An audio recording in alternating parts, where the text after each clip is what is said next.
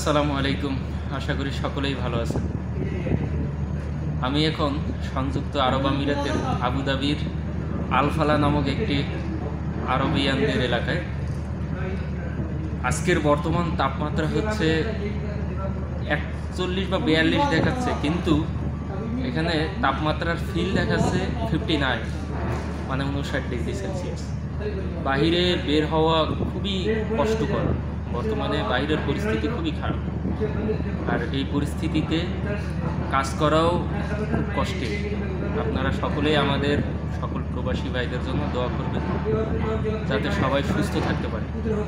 এই 2 দিন প্রচণ্ড পরিমাণের গরম পড়তেছে, তাপমাত্রাও বেশি, এবং অসংখ্য মানুষ ইতিমধ্যে অসুস্থ হয়ে হাসপাতাল পর্যন্ত গেছে। তো এর মধ্যে আল্লাহ সুবহানাহু ওয়া তাআলা আমাদেরকে এখনও ভালো রাখছে। দোয়া চাচ্ছি আপনাদের সকলের কাছে, আপনারা আমাদের সকলের জন্য দোয়া করবেন, যাতে আমরা সুস্থভাবে এখানে থাকতে পারি।